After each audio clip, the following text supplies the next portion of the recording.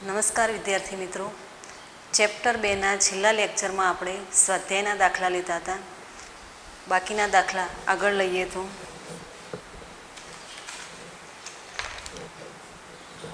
સ્વાધ્યાયનો દાખલા નંબર 2.1.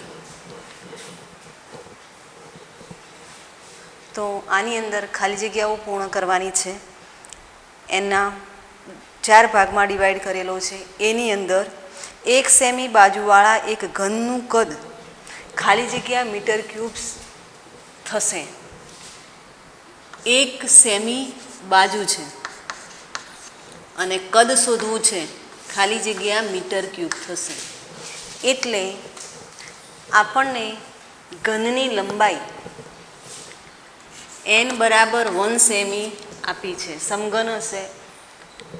અહીંયા આપણે કદ શોધવું છે અને એ પણ મીટર ક્યુબમાં શોધવું છે. એટલે આપણને વેલ્યુ સીજીએસમાં આપી છે અને કદ એમકેએસમાં શોધવું છે.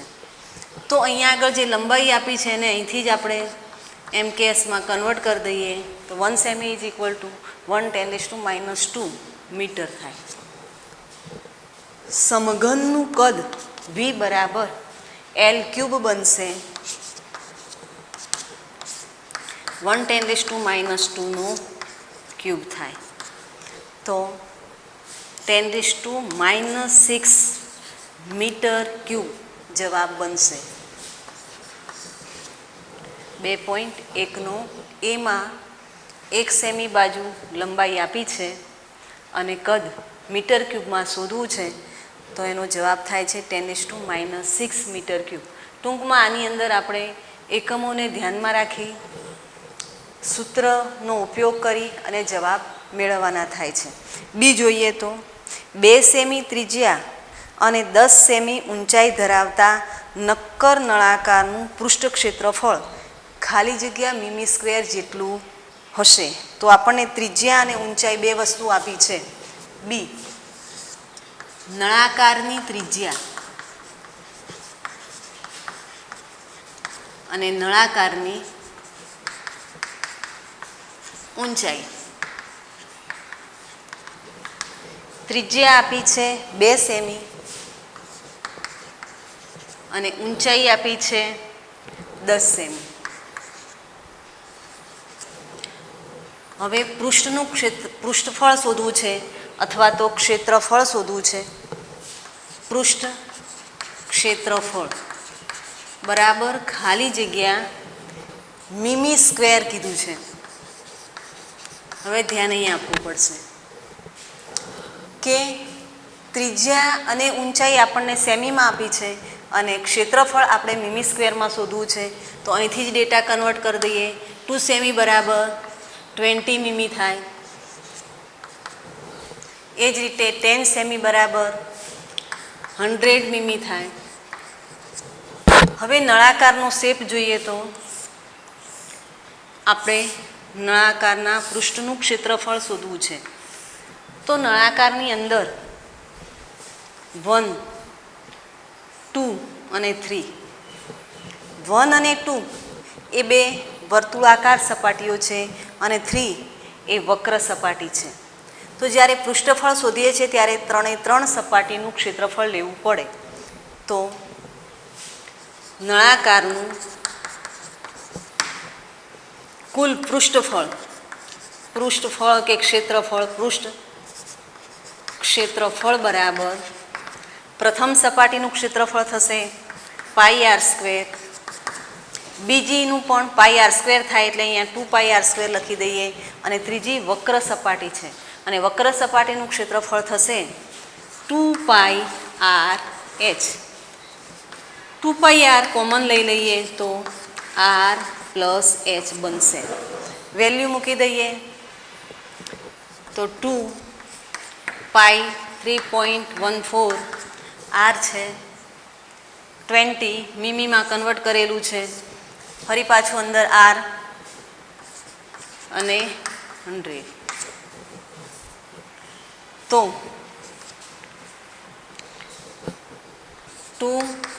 3.14 20 × 120. આનું કેલ્ક્યુલેશન કરી દઈએ. તમારે દરેક ગણતરી કેલ્સીની મદદથી જ કરવાની છે, એટલે આમાં તમે કેલ્સીનો ઉપયોગ કરી શકો છો. 2 × 3.14 20 120. તો જવાબ આવે છે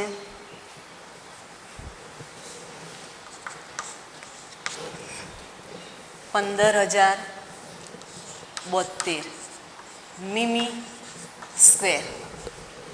આને આપણે પોઈન્ટમાં લખવું હોય તો 1.5. આ જવાબ પણ વેલિડ જ છે, મીમીનો સ્ક્વેર. ત્યાર પછી સીમાં પૂછ્યું છે સી. 18 કિમી/અવરની ઝડપે ગતિ કરતું એક વાહન 1 સેકન્ડમાં ખાલી જગ્યા મીટર અંતર કાપશે. વાહનની ઝડપ આપી છે v = 18 કિમી/અવર. t = 1 સેકન્ડ માટે અંતર d શોધવું છે. તો વાહનની ઝડપ કિમી/અવરમાં છે અને 1 સેકન્ડ માટે અંતર d જે શોધવાનું છે એ મીટરમાં કીધું છે. ખાલી જગ્યા મીટર થાય. તો પહેલાં આપણે આ જે ઝડપ છે એને કિમી/અવરની જગ્યાએ મીટર/સેકન્ડમાં કન્વર્ટ કરી દઈએ. તો 18 કિમી/અવરની કેટલી મીટર/સેકન્ડ થાય? તો કિમી માટે મીટરમાં કન્વર્ટ કરીએ તો 10⁻³ થાય. એ જ રીતે નીચે છે અવર. હવે ઉપરનું મીટર બની ગયું. અવર સેકન્ડમાં જવું હોય તો 1 કલાક = 3600 સેકન્ડ થાય. તો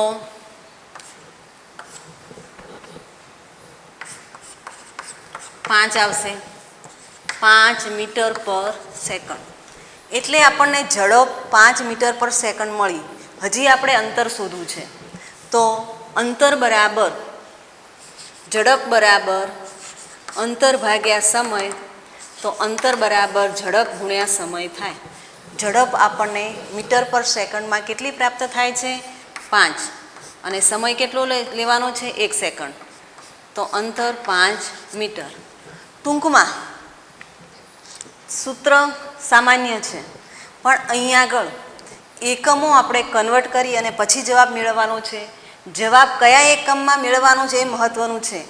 એવું ન બને કે આપણે કિમી/અવરમાં લઈ અને સીધી ગણતરી કરી નાખીએ.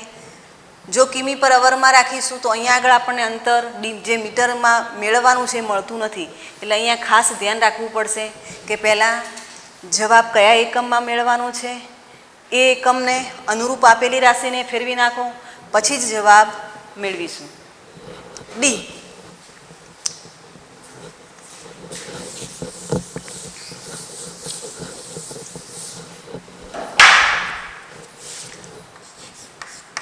ડીમાં પ્રશ્ન છે સીસાની સાપેક્ષ ઘનતા 11.3 છે તો તેની ઘનતા ખાલી જગ્યા ગ્રામ/સેમી ક્યુબ અથવા કિલોગ્રામ/મીટર ક્યુબમાં મેળવો.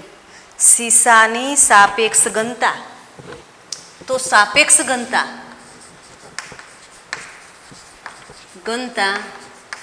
11.3 છે.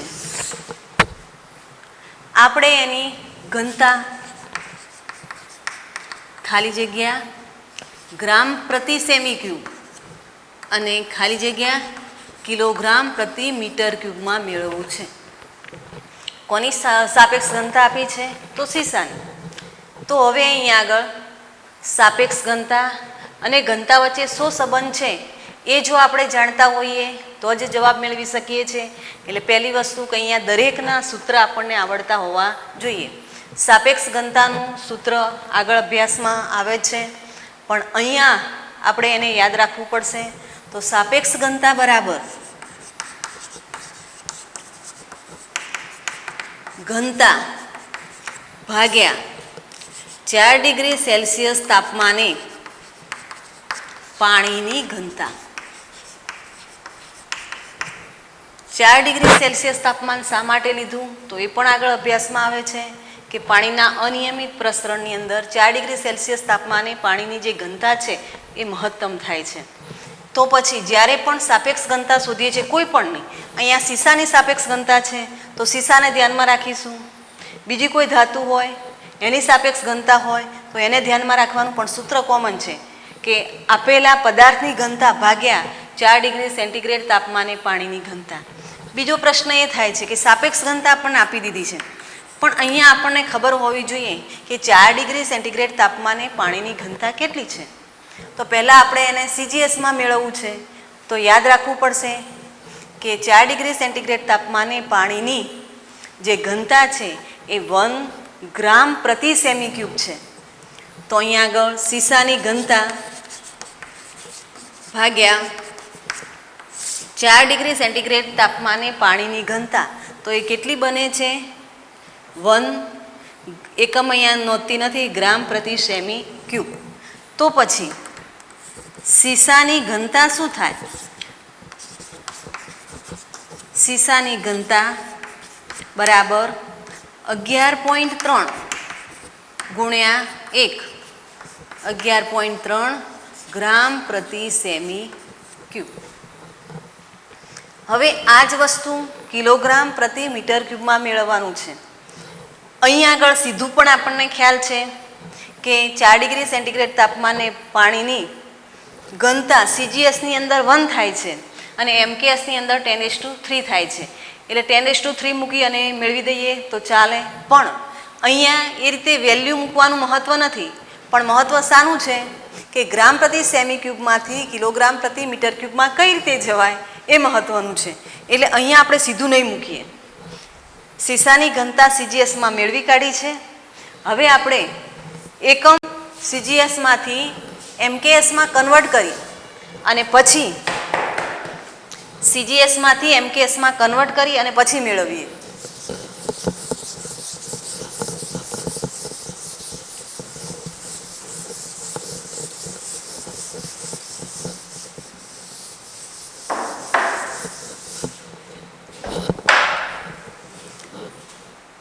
તો સીસાની ઘનતા 11.3 ગ્રામ પ્રતિ સેમી ક્યુબ. હવે આને આપણે કિલોગ્રામ પ્રતિ મીટર ક્યુબમાં લઈ જવું છે. તો શું કરીશું? ગ્રામમાંથી કિલોગ્રામમાં જવું હોય તો 1000 વડે ભાગવું પડે, 10⁻³ લઈ લઈએ. એ જ રીતે સેમી ક્યુબ છે.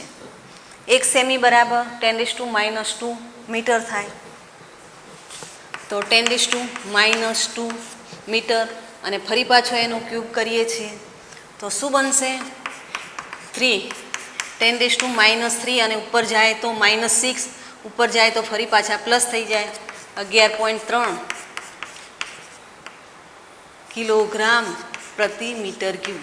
જો અહીંયા મેં સીધું બતાવ્યું હતું એ પ્રમાણે જ જવાબ આવે છે, પણ જવાબની અપેક્ષા એ એકમને કન્વર્ટ કરી અને મેળવવાની છે. એટલે જ્યારે કેલ્ક્યુલેશન કરીએ ત્યારે આ પ્રમાણે મેળવીશું. હા, તમે પ્રથમ આને એમકેએસમાં મેળવી કાઢો, પછી એકમ સીજીએસમાં કન્વર્ટ કરી મેળવો તો પણ ચાલશે. દાખલા નંબર 2.2.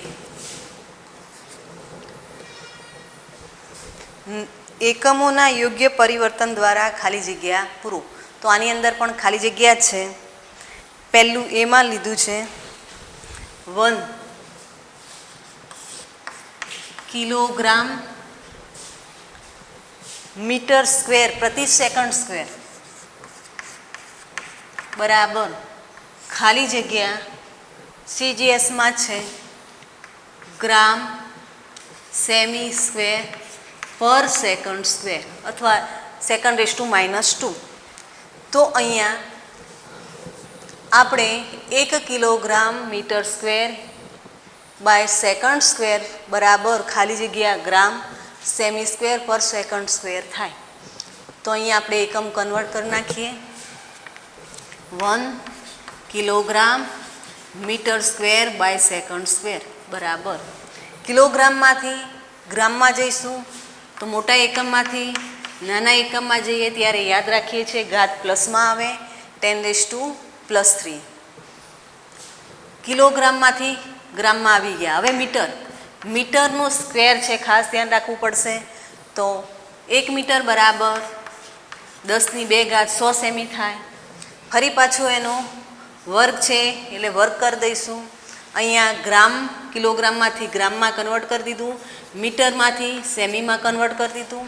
હવે છેદમાં છે સેકન્ડ સ્ક્વેર, તો આપણને ખ્યાલ છે કે અહીંયા પણ સેકન્ડ છે, અહીંયા પણ સેકન્ડ છે, એટલે નીચે બાય 1 જ આવશે. સેકન્ડ રેસ ટુ -2 કરો અથવા બાય સેકન્ડ સ્ક્વેર કરો, બંને ચાલશે. તો 10⁻³ અને અહીંયા છે 10⁻⁴ gram cm square second raise to -4. એકમ જોવાથી પણ ખ્યાલ આવી જાય કે આ છે કાર્યનો એકમ.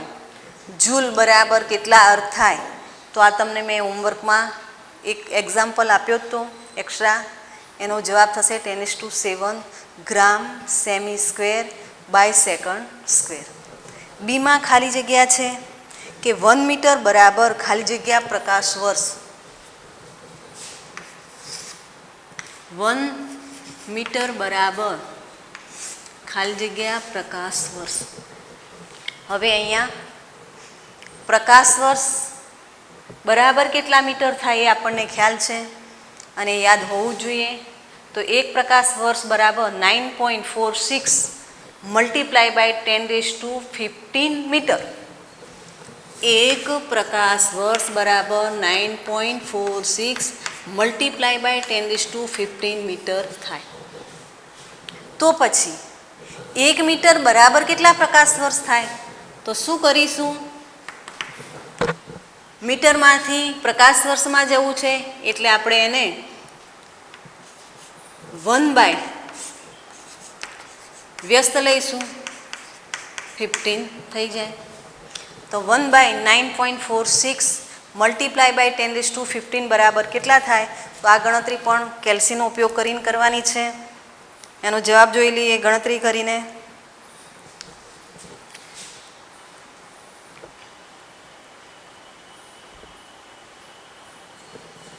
તો જવાબ આવે છે 0.1057. આગળ ઘાત મૂકીએ નહીં તો વેલ્યુ મૂકી નહીં તો ચાલશે. તો અહીંયા આગળ 10⁻−15 થાય મીટર. આને આપણે 1.057 10⁻16 મીટર લઈશું તો પણ ચાલશે. આ જવાબ પણ વેલિડ છે, આ પણ વેલિડ છે. ત્યાર પછી સી લઈએ. સીમાં છે 3 મીટર પર સેકન્ડ સ્ક્વેર બરાબર ખાલી જગ્યા કિમી પર અવર સ્ક્વેર થાય. તો 3 મીટર સેકન્ડ રેસ ટુ -2 બરાબર ખાલી જગ્યા કિમી અવરનો સ્ક્વેર. આ પ્રમાણે પ્રશ્ન છે. તો અહીંયા મીટરમાંથી કિમીમાં જવું છે, સેકન્ડમાંથી અવરમાં જવું છે. નાના એકમમાંથી મોટા એકમમાં જઈએ છીએ ત્યારે ભાગીએ છીએ અને મોટા એકમમાંથી નાનામાં જઈએ છીએ ત્યારે ગુણીએ છીએ. આ વસ્તુ યાદ રાખવું પડશે. તો અહીંયા 3 મીટર ના કિમી કરવા હોય તો 1000 વડે ભાગવું પડશે. 1000 વડે ભાગીએ એટલે મલ્ટીપ્લાય બાય 10⁻³ લખી દઈએ તો ચાલે. હવે અહીંયા ધ્યાન રાખવું પડશે, આ વેલ્યુ મીટરમાં કિમીમાં બની ગઈ. જુઓ હવે બાય સેકન્ડ સ્ક્વેર છે, પણ સેકન્ડ સ્ક્વેરમાંથી આપણે ક્યાં જવું છે, અવરમાં. અને સેકન્ડમાંથી અવરમાં જવું હોય તો આપણને ખ્યાલ છે કે 1 અવર બરાબર 3600 સેકન્ડ થાય. તો આપણે 1/3600 અને ફરી પાછો એનો સ્ક્વેર, આટલું કામ કરીએ ત્યારે અહીંયા અવરનો સ્ક્વેર બને. આનું કેલ્ક્યુલેશન આપણે કરી દઈએ તો જુઓ અહીંયા છેદમાં છે એટલે ક્યાં જાય, અંશમાં. તો 3 10⁻³ મલ્ટીપ્લાય બાય સીધા ઉપર જતા રહેશે 3600 અને ફરી પાછો એનો વર્ગ છે. આ વર્ગમાં એકમને ધ્યાનમાં રાખીને કરવાનું. જો વર્ગ નહીં કરો તો પણ જવાબ આવશે નહીં, એટલે અહીંયા ખાસ ધ્યાન રાખીશું. ફરી પાછી આની ગણતરી કેલ્સીની મદદથી કરી દઈએ તો 3 મલ્ટીપ્લાય બાય 36 મલ્ટીપ્લાય બાય 36 બરાબર જવાબ આવે છે 3888. હવે 10ની ઘાત સેટ કરીએ તો અહીંયા 10⁻³ છે, અહીંયા 2 મીંડા છે એટલે 10⁻², અને ફરી પાછો એનો સ્ક્વેર એટલે કેટલું બનશે? 10⁴ બને. તમારે જો આને પોઈન્ટમાં લખવો હોય પ્રમાણિત તો અહીંયા 3 ઘાત છે. હવે આપણો જવાબ કિમી પર અવરમાં આવી ગયો છે, તો અહીંયા આગળ 3 પોઈન્ટ લખવું હોય તો ઉપર ઘાત આપણે લઈ લઈશું, 10⁷ થઈ જાય. ને આ જવાબ હશે તો પણ વાંધો આવશે નહીં, કિમી પર અવર બંને જવાબ વેલિડ છે. બરાબર? તો આ મીટર પર સેકન્ડ સ્ક્વેરનું કિમી પર અવર સ્ક્વેરમાં કન્વર્ટ થઈ ગયું. ત્યાર પછી ડીમાં પ્રશ્ન છે જી બરાબર 6.67 multiply by 10⁻11 newton into metre square by kg square છે. જી બરાબર 6.67 10⁻11 newton by newton into metre square by કિલોગ્રામનો સ્ક્વેર છે, બરાબર ખાલી જગ્યા સેમી ક્યુબ છે. જો અહીંયા ખાલી જગ્યા semi cube into second square (2) અને ગ્રામ (-1). હવે ખાસ જોવું પડશે કે અહીંયા એકમ MKSમાં છે, અહીંયા એકમ CGSમાં છે, પણ અહીંયા newton into metre square by કિલોગ્રામનો સ્ક્વેર છે. હકીકતમાં ન્યૂટનમાંથી CGSમાં જવા માટે ડાઇન થાય, પણ અહીંયા ક્યાંય ડાઇન દેખાતું નથી. એનો અર્થ એવો થશે કે બળને આપણે મૂળભૂત રાશિ સુધી લઈ ગયા છે, મૂળભૂત રાશિના એકમ સુધી લઈ ગયા છીએ, એટલે જવાબ આપણને પ્રાપ્ત થશે. ટૂંકમાં બંને એકમોમાં કોઈ ફરક નથી, પણ કેલ્ક્યુલેશન આપણે આ રીતે કરીએ તો જી બરાબર 6.67 10⁻11. એક કામ અહીંયા કરી દઈએ, ન્યૂટન ને SI એકમ સુધી લઈ જવું હોય તો શું થશે? ન્યૂટન એટલે બળ છે, બળ માટે MA એટલે કિલોગ્રામ, A એટલે મીટર પર સેકન્ડ સ્ક્વેર, આ ન્યૂટન થયું, ઇન્ટુ મીટર સ્ક્વેર છે બાય કિલોગ્રામનો સ્ક્વેર છે, એટલે શું થશે? 6.67 10⁻11. અહીંયા આગળ કિલોગ્રામ, નીચે કિલોગ્રામનો સ્ક્વેર છે એટલે બની જશે કિલોગ્રામ(-1). અહીંયા મીટર છે, ઇન્ટુમાં મીટર સ્ક્વેર છે એટલે બનશે metre cube, by second square છે એટલે સેકન્ડ(-2). ટૂંકમાં હવે આપણે આના MKS આને કન્વર્ટ કરી નાખ્યો, બધા જ એકમો મૂળભૂત એકમોના સંદર્ભમાં લીધા. પછી જોઈએ છે ત્યારે આ SI બને છે, MKS બને છે, આ CGS બને છે. હવે સીધું કન્વર્ટ કરી દઈએ તો 6.63 10⁻11.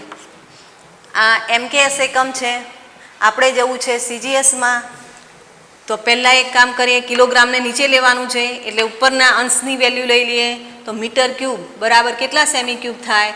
તો 10⁻1 મીટર બરાબર 10⁻2 સેમી, અને ફરી પાછો એનો ઘન છે. સેકન્ડ છે જ એટલે સેકન્ડમાં કંઈ કન્વર્ટ કરવાનું છે નહીં, અને નીચે કિલોગ્રામ છે તો કિલોગ્રામની કેટલી ઘાત છે? 1 જ છે. કિલોગ્રામ બરાબર કેટલા ગ્રામ થાય? તો 10⁻³ આવશે, 10⁻³ અને એની 1. હવે બધી જ વસ્તુ ઉપરનું કિલોગ્રામનું ગ્રામમાં થઈ ગયું, મીટરનું સેમીમાં થઈ ગયું એટલે સેમી ક્યુબ લઈ લઈએ. સેકન્ડ -2 છે અને કિલોગ્રામનું ગ્રામ ઇન્વર્સ બની ગયું. તો 6.67 10⁻11 મલ્ટીપ્લાય બાય 10⁻6 અને નીચેથી 3 ઉપર આવે એટલે -3 થાય. 6.67 10⁻11 અને ફરી પાછા આની અંદર નાખી દઈએ તો 3 થાય. 6.67 10⁻8 semi cube second raise two -2 અને ગ્રામ રેસ ટુ -1. તો આ પ્રમાણે આપણે જવાબ મેળવીશું. ક્યાંય એકમ આ થશે ન્યૂટન મીટર સ્ક્વેર કિલોગ્રામનો સ્ક્વેર. આ બધું જ એકમ. આગળનો એકમ છે સાધિત એકમ છે. છેલ્લે જવાબ આપણને મૂળભૂત એકમના સંદર્ભમાં મૂક્યું છે. એકચ્યુઅલી આ MKSનું CGSમાં જ છે. એટલે આ રીતે એકમ કન્વર્ટ કરી અને વિચારીશું તો જવાબ મળી જાય છે. તો આ રીતે દાખલો 2.2 પૂર્ણ થાય છે. ખાલી જગ્યાના સ્વરૂપમાં છે. MCQની અંદર આ પ્રશ્ન મહત્વનું છે.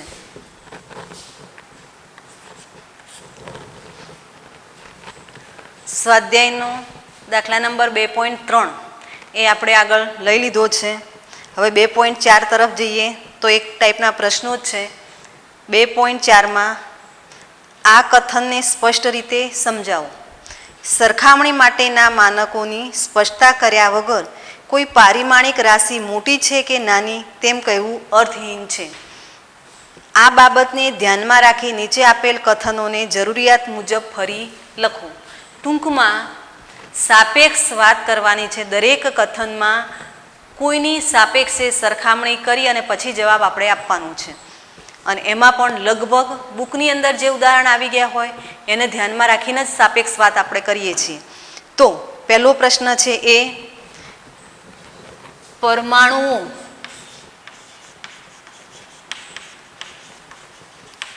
ખૂબ જ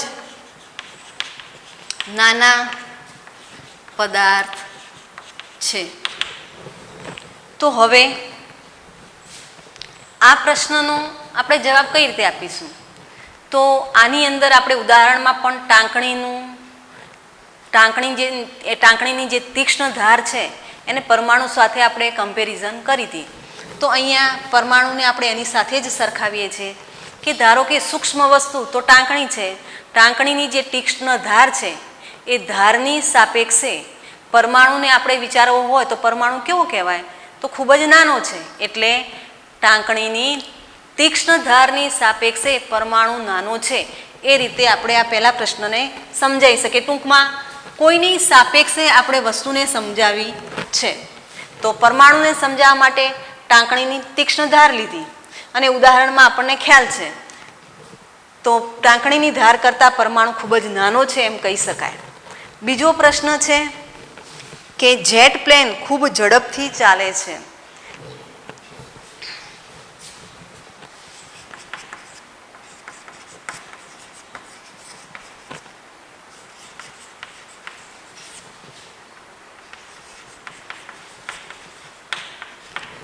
તો જેટ પ્લેનની સ્પીડ સમજાવવા માટે આપણે સુપરફાસ્ટ ટ્રેન લઈ લઈએ.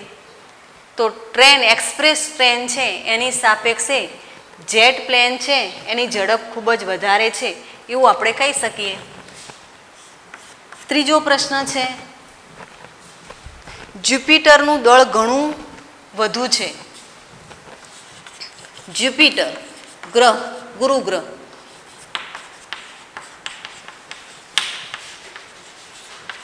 તો હવે જ્યુપિટરનું દળ આપણે પૃથ્વી સાથે સરખાઈ દઈએ તો પૃથ્વીની સાપેક્ષે ગુરુ ગ્રહનું દળ ઘણું વધારે છે, પણ એને સૂર્યની સાપેક્ષે સરખાઈશું તો ફરી પાછું નાનું બની જાય.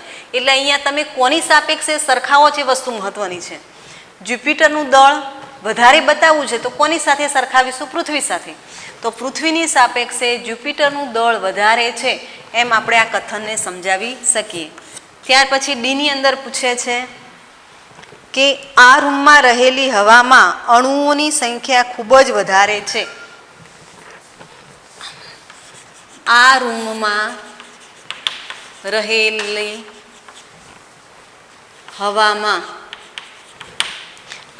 રહેલી હવામાં અણુઓની સંખ્યા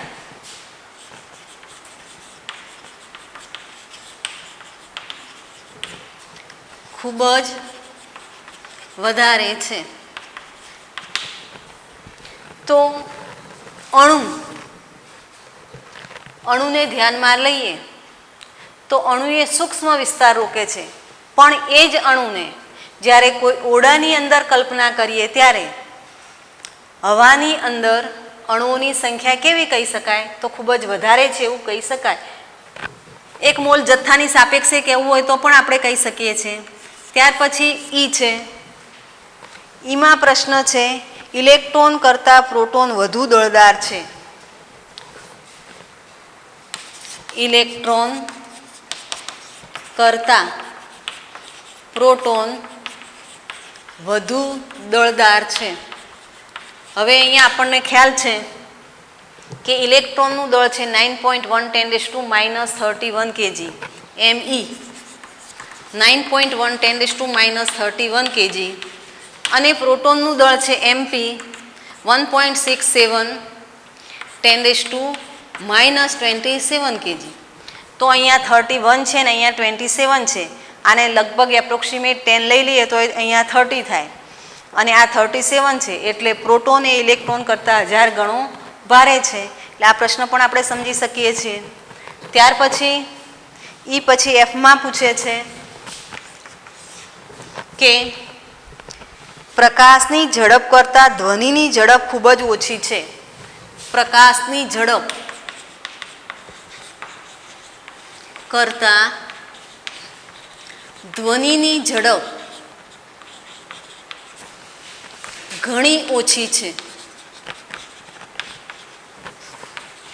તો પ્રકાશની ઝડપ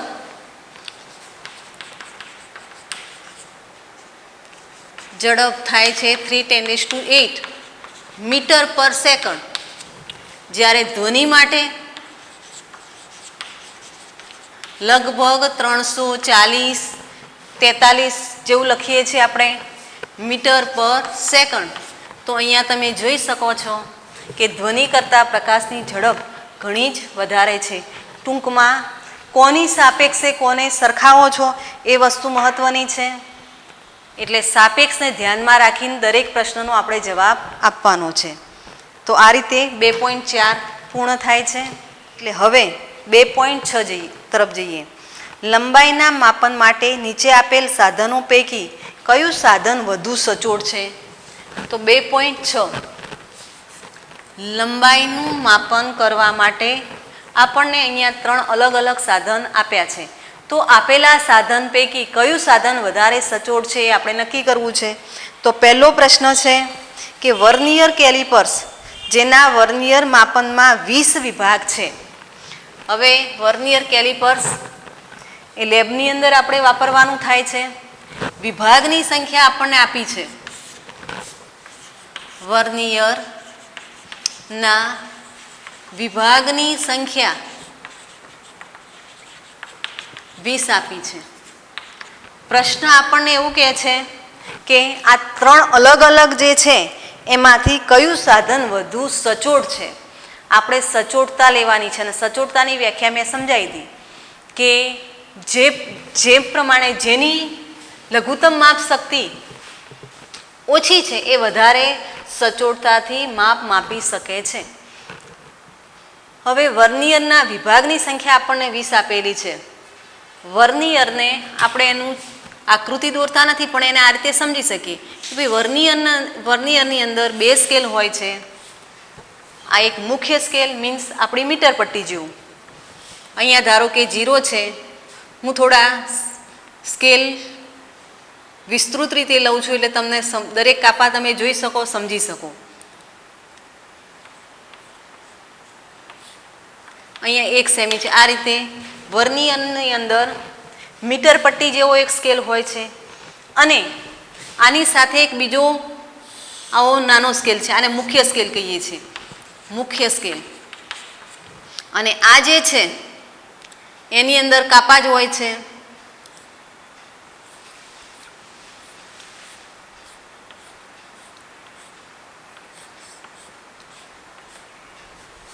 આ રીતે 20 વિભાગ છે. તો અહીંયા જોઈશું આ વર્નિયર સ્કેલ છે.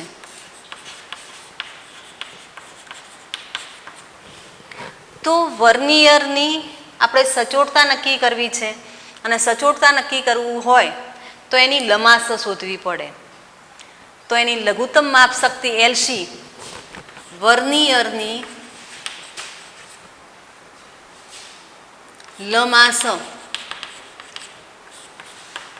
લિસ્ટ કાઉન્ટ LC બરાબર આનું સૂત્ર છે અને આ લેબની અંદર આ સૂત્ર વાપરી આપણે પ્રેક્ટિકલ કરીએ છીએ.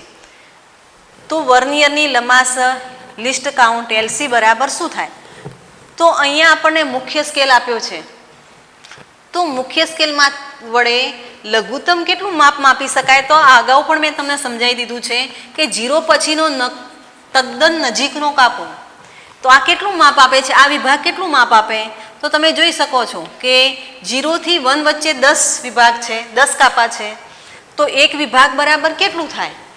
તો 0.1 સેમી થાય. એટલે અહીંયા 0.1 સેમી લઈશું. મુખ્ય સ્કેલના અહીંયા સૂત્રમાં લખવું હોય તો આવું લખી શકીએ.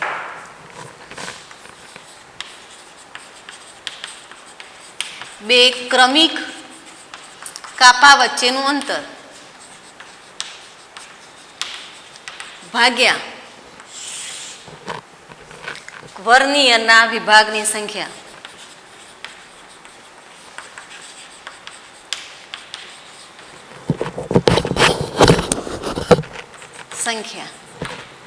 તો આ બને છે 0.1 સેમી. મીમીમાં લઈશું તોય વાંધો નથી. ચલો 0.1 સેમી લઈ લઈએ. અને આ છે 20. તો ઉપર જઈએ તો 1/2 અને 10⁻⁻1 અને -2. તો 0.5 10⁻⁻2 સેમી થાય. એટલે 5 10⁻³ સેમી લઈ લઈએ આપણે. ચલો આ પહેલું સાધન લીધું. બીજું સાધન છે, પ્રશ્નમાં આપણને આપ્યું છે એક સ્ક્રૂ ગેજનું પેચ અંતર 1 મીમી અને વર્તુળાકાર સ્કેલ પર 100 વિભાગ છે. એટલે બીજું છે સ્ક્રૂ ગેજ. સ્ક્રૂ ગેજ તો પેચ અંતર છે 1 મીમી અને વિભાગની સંખ્યા વર્તુળાકાર વિભાગની સંખ્યા છે 100. તો પછી સ્ક્રૂ ગેજની પણ આપણે લિસ્ટ કાઉન્ટ લઈ લઈએ, લંબાસ લઈ લઈએ. લંબાસ LC બરાબર, તો આના માટે સૂત્ર શું થાય છે? તો આ પણ તમે લેબમાં સૂત્ર મેળવવાના છો. પેચ અંતર ભાગ્યા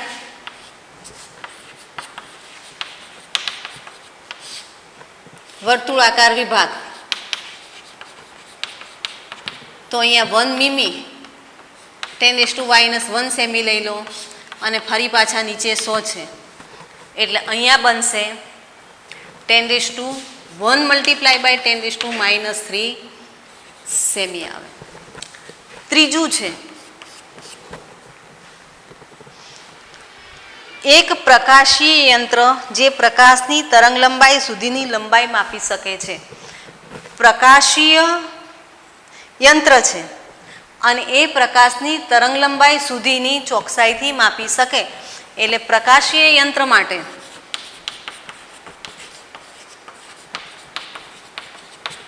પ્રકાશની તરંગલંબાઈ, તો અહીંયા પ્રકાશ એટલે આપણે દ્રશ્ય પ્રકાશ લઈશું. દ્રશ્ય પ્રકાશની તરંગલંબાઈ આપણે જાણીએ છીએ લેમ્બડા બરાબર 4000 એંગસ્ટ્રોમથી 7000 એંગસ્ટ્રોમ છે.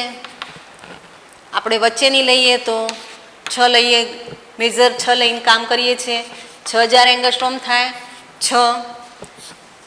1 એંગસ્ટ્રોમ બરાબર 10⁻⁻, આપણે સેમીમાં ચાલ્યા છીએ એટલે 10⁻⁸ થાય.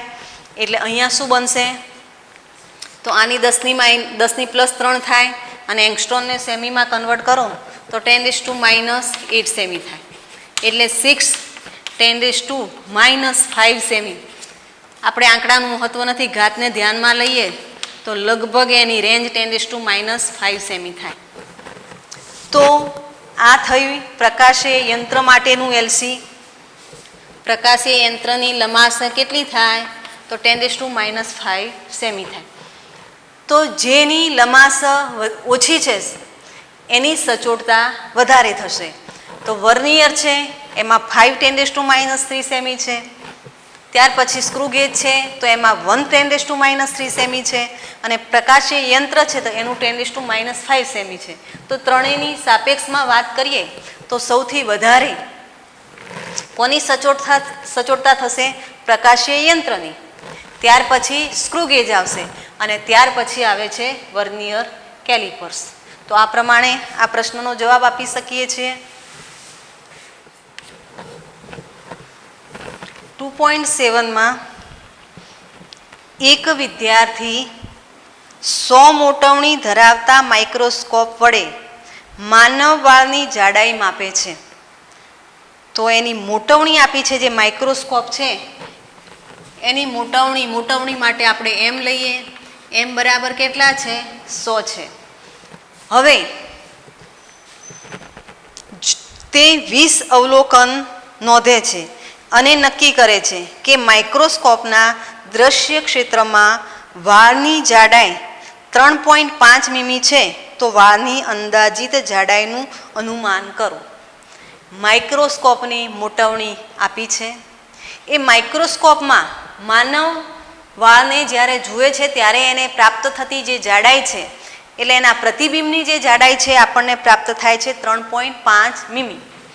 આપણને ખ્યાલ છે 10મા ધોરણમાં મોટવણી બરાબર વસ્તુની જાડાઈ અથવા વસ્તુની લંબાઈ, મોટવણી બરાબર પ્રતિબિંબની લંબાઈ કે પ્રતિબિંબની ઊંચાઈ ભાગ્યા વસ્તુની ઊંચાઈ. આ સૂત્ર આપણે વાપરી ચૂક્યા છીએ.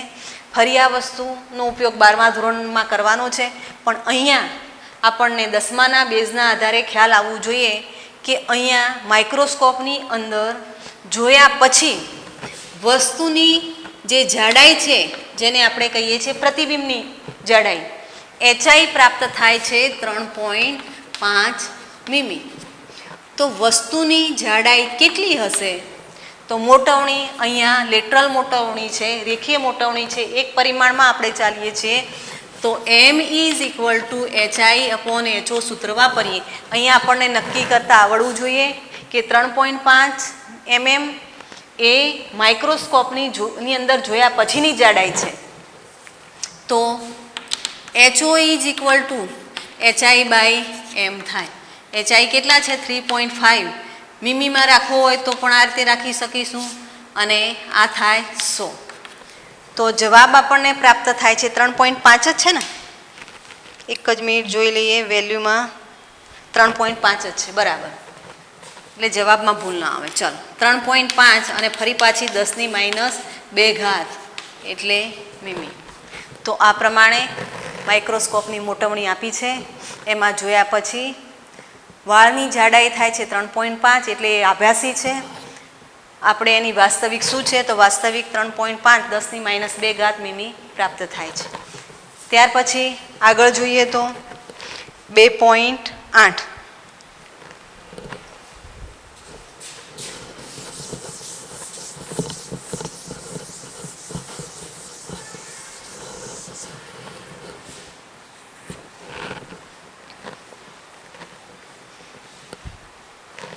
2.8ની અંદર પણ આપણને પ્રશ્ન જ પૂછે છે. એનો યોગ્ય રીતે આપણે જવાબ આપીએ. નીચેના પ્રશ્નોના જવાબ આપો. એની અંદર પૂછ્યું છે તમને એક દોરી અને મીટર પટ્ટી આપેલ છે. તમે દોરીની જાડાઈ કેવી રીતે નક્કી કરશો? તો દોરીની જાડાઈ માપી છે. દોરીની જાડાઈ જુઓ, અહીંયા દોરી છે, દોરડું નથી એટલે બહુ જ પતલી આવે. હવે દોરીની જાડાઈ માપવા માટે આપ્યું છે શું? તો સાધન તરીકે મીટર પટ્ટી આપી છે. તો મીટર પટ્ટીની મદદથી દોરીની જાડાઈ આપણે માપી શકતા નથી. તો શું કરીશું? તો હવે થોડુંક લોજિકનો ઉપયોગ કરવો પડે કે દોરીને કોઈ આધાર ઉપર વીંટી દઈએ. સપોઝ આ એક ચોક છે, આની ઉપર દોરી વીંટાળવાનું સ્ટાર્ટ કરીએ. કઈ રીતે વીંટાળીશું? તો આ પ્રમાણે દોરી વીંટાળી દઈએ. જે પ્રમાણે પતંગની અંદર ફિરકી ઉપર જે પ્રમાણે એની જે દોરી વીંટાળેલી હોય છે દરેક કાંટાની નજીક, તદ્દન નજીક દોરી આ રીતે એકદમ એક આંટાની તદ્દન નજીક, હા, એક આંટા ઉપર બીજો આંટો આવવો જોઈએ નહીં. એકબીજાની તદ્દન નજીક આ રીતે આપણે દોરીને વીંટાળી દઈએ. ધારો કે આ આધાર પર દોરી વીંટાળી દીધી છે, તો એ આધારની લંબાઈ L છે. હવે એક પછી એક આંટો આપણે વીંટાળીએ છીએ ત્યારે ધારો કે આની અંદર N આંટા બને છે. જો અહીંયા સમજવું પડશે, દોરીની સીધી જાડાઈ આપણે મીટર પટ્ટીથી માપી શકીએ નહીં, કારણ કે મીટર પટ્ટી એ 0.1 સેમી સુધીનું માપ આપે. દોરીની જાડાઈ એના કરતાં પણ સૂક્ષ્મ છે એટલે માપી શકાય નહીં. તો શું કરીશું? આધાર લઈશું, આધાર ઉપર દોરીને વીંટાળીશું, પણ વીંટાળતા યાદ શું રાખવાનું કે એક આંટાની તદ્દન નજીક બીજો આંટો લેવાનો, વચ્ચે સ્પેસ ન હોવી જોઈએ. ઉપરાંત એક આંટા ઉપર બીજો ઉપર આંટો ના આવે એ ધ્યાન રાખીશું. તો આવી L લંબાઈના આધાર ઉપર એક પછી એક આંટો વીંટાળી અને દોરી વીંટાળી દઈએ છીએ. જ્યારે વીંટાળીએ છીએ ધારો ત્યારે એના N આંટા બને છે, તો N આંટાની લંબાઈ L થાય. તો એક આંટાની લંબાઈ N આંટા L લંબાઈ, તો એક આંટા માટે કેટલી, અને આ જે લંબાઈ હશે એ શું બતાવશે?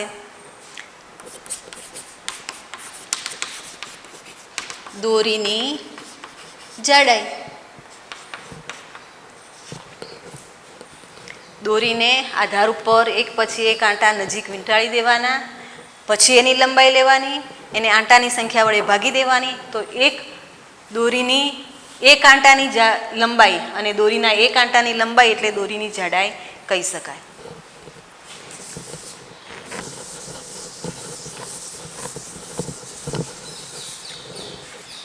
ત્યાર પછી બીજો પ્રશ્ન છે કે એક સ્ક્રૂ ગેજમાં પેચ અંતર 1 મીમી છે. સ્ક્રૂ ગેજ P 1 મીમી છે. પ્રશ્ન આગળ જોઈએ તો, અને વર્તુળાકાર સ્કેલ પર 200 વિભાગ છે. શું તમે વિચારી શકો કે વર્તુળાકાર સ્કેલ પર વિભાગોની સંખ્યા સ્વેચ્છાએ વધારીને તેની સચોટતા વધારી શકાય? વિભાગની સંખ્યા કેટલી છે? વિભાગની સંખ્યા 200 છે. હવે હમણાં આગળ પ્રશ્ન લીધો એ પ્રમાણે જ કે સચોટતા વધારવી હોય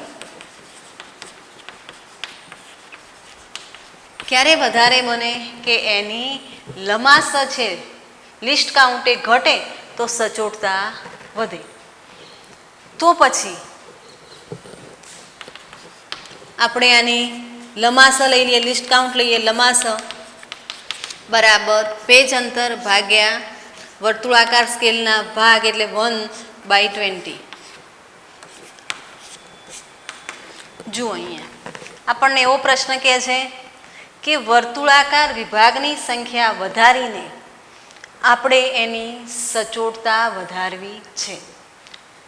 તો અહીંયા આગળ સચોટતા વધારતા હા એક વસ્તુ ક્લિયર છે કે જેમ લંબાસ નાની બને એમ સચોટતા વધારે બને છે. પણ માઇક્રોસ્કોપની અંદર આપણે એના વિભાગની સંખ્યા વધારીને આ સચોટતા વધારી શકીએ, એની લિસ્ટ કાઉન્ટ ઘટાડી અને સચોટતા વધારી શકીએ છીએ. તો આમાં બે પ્રોબ્લેમ થાય છે. માઇક્રોમીટર એની રચના આ ટાઈપની હોય છે. આની અંદર આ એક મુખ્ય સ્કેલ હોય છે અને બીજો વર્તુળાકાર સ્કેલ હોય છે. જો દરેક સાધન તમે લેબની અંદર જોઈ શકશો, અહીંયા સાધન તમને બતાવી શકાય એમ છે નહીં, પણ સાદી એની આકૃતિ દ્વારા સમજાવવાનો પ્રયત્ન કરીએ છીએ. તો અહીંયા મીમી ક્રમનો સ્કેલ હોય છે. આપણે પેચ અંતર કહીએ છીએ ને, તો આ એક વિભાગનું માપ એ પેચ અંતર છે. અને માઇક્રોમીટરની અંદર અહીં આગળ વર્તુળાકાર સ્કેલ હોય છે. હવે જો આ વર્તુળાકાર, આ તો 1 મીમી રહેવાનું છે, પણ આ વર્તુળાકાર સ્કેલ છે એના વિભાગ આપણે વધારી દઈએ તો લંબાસ ઘટે અને એની સચોટતા વધે. પણ બે પ્રશ્નો થશે કે માઇક્રોમીટરની સાઇઝ ફિક્સ હોય છે એટલે ફિક્સ સાઇઝની અંદર આપણે ઘણા વિભાગ વધારી શકતા નથી, કારણ કે ફિક્સ સાઇઝની અંદર વધારે વિભાગ શક્ય બને નહીં. પહેલો પ્રશ્ન એ. એટલે એક તો એના વિભાગ વધારી શકતા નથી. બીજો પ્રશ્ન કે આપણે વિભાગ વધારીએ, આ એક કાપાની તદ્દન નજીક બીજો કાપો ગોઠવીએ તો જ્યારે આનું રીડિંગ લેવાનું થાય છે ત્યારે માનવ આંખનું વિભેદન શક્તિ એની કંઈક મર્યાદા હોય કે અમુક અંતર સુધી જ કાપા હોય તો સ્પષ્ટ જોઈ શકાય, પછી એક કાપાની તદ્દન નજીક કાપો હોય તો એને આપણે સાચી રીતે જોઈ શકતા નથી. એટલે આની લિસ્ટ કાઉન્ટ વધારવા માટે એની લિસ્ટ કાઉન્ટ ઘટાડવા માટે, સચોટતા વધારવા માટે આના વિભાગ આપણે વધારી શકીશું નહીં. 2 પ્રશ્નો નડ્યા, 2 પ્રોબ્લેમ નડ્યા.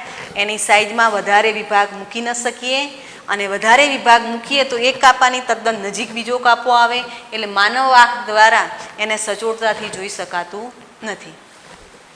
ત્યાર પછી સી પ્રશ્ન છે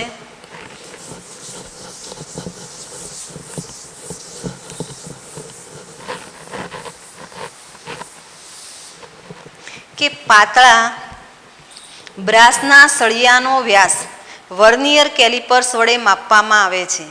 ફક્ત 5 અવલોકનો દ્વારા મેળવેલ પરિણામની સરખામણીમાં 100 અવલોકનો વડે મળેલ વ્યાસનું અપેક્ષિત પરિણામ શા માટે વધારે વિશ્વસનીય હશે? તો આ વસ્તુ તમને સમજાવેલી છે કે જેટલા રીડિંગ આપણે વધારે લઈએ એટલો જવાબ સચોટ આવે. પહેલાં એવું કહે છે કે બ્રાસના તારનો વ્યાસ માપવા માટે વર્નિયર કેલિપર્સ લઈએ છીએ. વર્નિયર કેલિપર્સની અંદર આપણે નિરપેક્ષ ત્રુટિ, તો ધારો કે 5 રીડિંગ લઈએ તો delta x1, delta x2, delta x3, delta x4 અને ડેલ્ટા x5, આ 5 રીડિંગમાં પ્લસ માઇનસ ત્રુટિ હશે. જ્યારે એનું સરેરાશ શોધીએ છીએ તો delta x bar is equal to delta x1, દરેકનું મૂલ્ય લઈને પ્લસ કરી દઈએ છીએ, ક્યાંક પ્લસ હોય ક્યાંક માઇનસ હોય, પણ એનું મોડ્યુલસ લઈ અને આપણે એને પ્લસ કરી દઈએ છીએ. તો આવા 5 રીડિંગ થાય.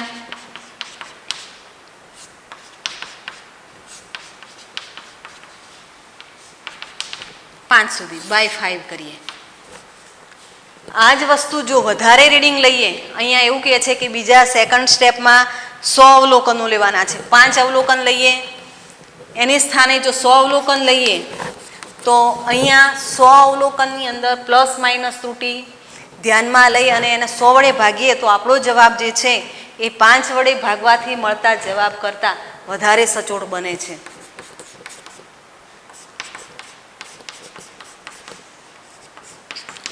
અહીંયા 5 વખત લઈએ અને અહીંયા 100 વખત લઈએ તો બાય 100 થાય છે. એટલે આ જવાબ કરતાં આ વધારે સાચો જવાબ બની શકે. એટલે જેટલા રીડિંગ વધારે એટલો આપણો જવાબ સાચા જવાબની વધારે નજીક જઈ શકે છે.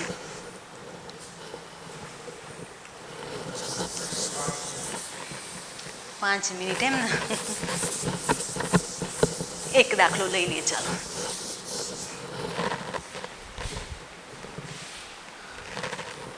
ત્યાર પછી સ્વાધ્યાયનો દાખલા નંબર 2.9.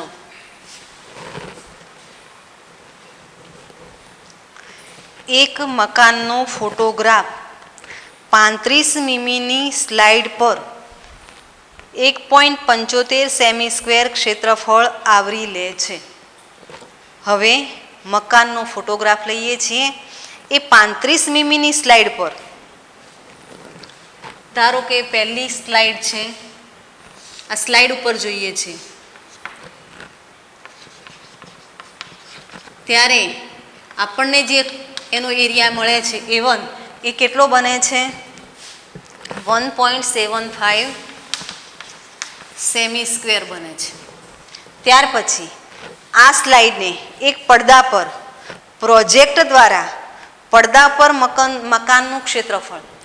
હવે આ સ્લાઇડને આપણે કોના ઉપર જોવાની છે? પ્રોજેક્ટર ઉપર. અને પ્રોજેક્ટર ઉપર જોઈશું ત્યારે એ મોટો એરિયા આંતરે છે અને એ ક્ષેત્રફળને આપણે A2 કહીએ તો A2 કેટલા છે? તો 1.55 મીટર સ્ક્વેર.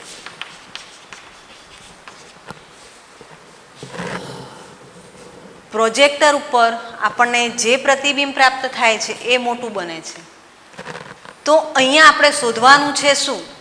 તો પ્રોજેક્ટર અને પડદાની ગોઠવણીની રેખીય મોટવણી શું થશે? ફરી એકવાર રકમ જોઈ લઈએ છીએ. એક મકાનનો ફોટોગ્રાફ 35 મીમીની સ્લાઇડ પર 1.75 સેમી સ્ક્વેર ક્ષેત્રફળ આવરી લે છે. એટલે પ્રથમ 1.75 સેમી સ્ક્વેર ક્ષેત્રફળ થયું. આ સ્લાઇડને એક પડદા ઉપર એટલે કે મોબાઈલની સ્ક્રીન ઉપર વસ્તુને જુઓ અને એ જ વસ્તુને તમે પ્રોજેક્ટર ઉપર જોશો તો મોબાઈલની સ્ક્રીન ઉપર જે વસ્તુ દેખાશે એના કરતાં પ્રોજેક્ટર ઉપર એનું પ્રતિબિંબ આપણને કેવું દેખાય? મોટું દેખાય. એવી જ વસ્તુ છે. તો એટલું આપણને આટલું પ્રાપ્ત થાય છે. ત્યાર પછી એવું કહે છે તો પ્રોજેક્ટર અને પડદાની ગોઠવણીની રેખીય મોટવણી શોધવાની છે. જુઓ, આ પ્રોજેક્ટર માટે છે.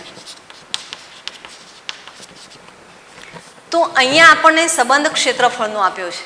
પહેલું જે છે એ સેમી સ્ક્વેરમાં છે. એટલે એક કામ અહીંયા આને આ સેમી સ્ક્વેર છે અને આ મીટર સ્ક્વેર છે એટલે ખૂબ ધ્યાન રાખવું પડશે.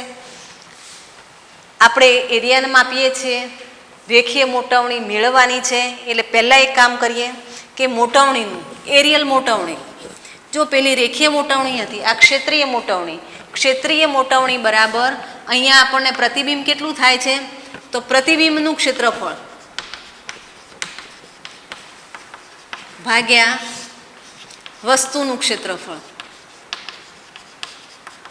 તો પ્રતિબિંબનું ક્ષેત્રફળ કેટલું થાય છે? 1.55 મીટર સ્ક્વેર છે અને વસ્તુનું ક્ષેત્રફળ 1.75 સેમી સ્ક્વેર છે. એટલે પહેલાં આપણે એક કામ કરી દઈએ અને મીટરમાં કન્વર્ટ કરી દઈએ.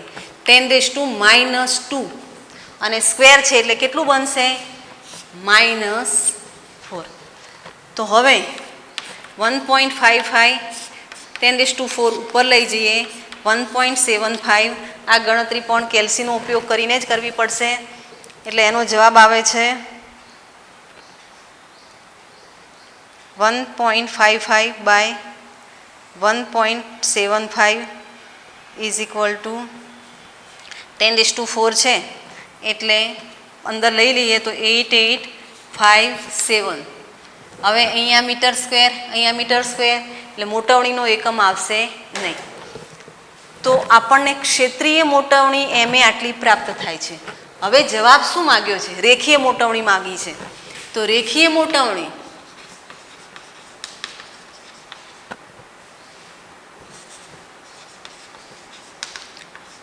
ML. જો અહીંયા આગળ ક્ષેત્રીય મોટવણીની અંદર આપણે લંબાઈ અને પહોળાઈ લીધી, પણ જ્યારે રેખીય મોટવણી લઈશું ત્યારે એ એક પરિમાણમાં આવે છે. તો રેખીય મોટવણી ML is equal two √MA. તો આનું √ કરીશું 88571. તો લગભગ એનો જવાબ 94.1 પ્રાપ્ત થાય છે. તો આ પ્રમાણે આપણે રેખીય મોટવણી શોધી શકીએ છીએ. હવે સ્વાધ્યાયના બાકીના દાખલા નેક્સ્ટ લેક્ચરમાં લઈશું.